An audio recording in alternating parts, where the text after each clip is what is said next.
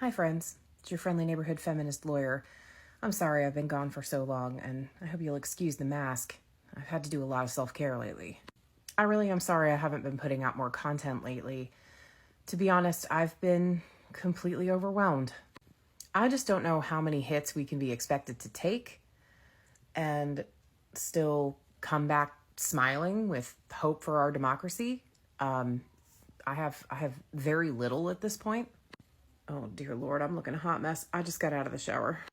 Anyway, here in Atlanta, we have protesters getting shot over protesting what they're calling Cop City, which is a massive police and fire training facility that is going to demolish some essential forest land here in Atlanta that none of the residents want. And they're shooting protesters. The city of Atlanta has closed all of the parks around the area because they found instruments of violence in the parks. What they were boards with nails sticking out of them.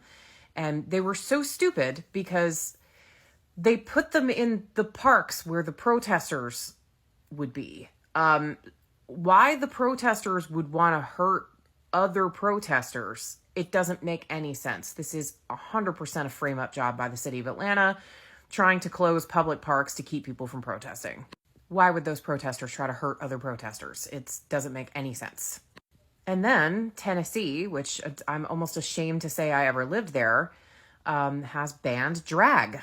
And the wording of this bill left so much open for interpretation. So anybody who's wearing gender nonconforming clothing within view of a child could potentially be accused of performing illegal drag and get arrested. So there's an anti-trans bill for you. The state of Florida has passed a bill that makes it legal for the state to kidnap the children of people who are suspected of allowing them to participate in gender affirming care.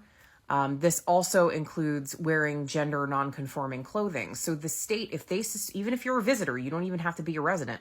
If the state suspects you of letting your little boy wear a dress or, you having a trans child and being supportive of that trans child, they can kidnap your kid legally. And if there's a non-custodial parent that lives in Florida, and the custodial parent is allowing their children to participate in gender affirming care, the Florida cops can go to this other state and kidnap that person's kid and bring them to the non-custodial parent on accusations of child abuse because they're affirming their gender. In Texas, we have bounties that have been put out on women who have abortions or anyone who helps a woman have an abortion. Anyone who doesn't report a woman having an abortion, that you can collect bounties on them. Books are being banned in Florida and Tennessee. They're banning books about a little penguin being raised by two male penguins because they say it's not appropriate. Meanwhile, they've got the Bible in the library that's full of incest and rape and slavery and drunkenness and debauchery and murder. If you want to ban a book, ban that one. And then on top of all that, 3 9-year-olds and 3 school employees were just shot at school in Tennessee. I have a 9-year-old. They're banning drag, but they won't control the guns. Did you know that gun violence is the #1 cause of child death in the United States of America? Above accidents, above cancer, above COVID or flu, guns. And these folks want to scream about protecting the children? Are you fucking kidding me? If you want to protect the children, protect them from the #1 cause of child death in our country. Your thoughts and prayers don't mean shit. Take some action. And on top of all of this, here we are in the richest country in the world. And I have to consider whether or not I should go get medical care that I need, whether or not I should go get dental care that I need, because I have to worry about being able to afford it. There are people dying without chemotherapy because they can't afford it. There are people bouncing in and out of homeless shelters because the 2 jobs they have don't make them enough to get decent housing and decent food. There is no excuse for the richest country in the world to have people foregoing medical care because of the cost, to have people sleeping on the street because of the cost of housing, to have people starving in the streets because they can't afford food.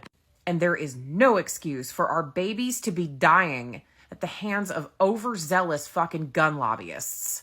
I'm looking at you, GOP. This blood is on your hands. This is the party of small government and personal freedom. Bullshit. There's nothing small government about banning my son being able to wear a dress if he wants to.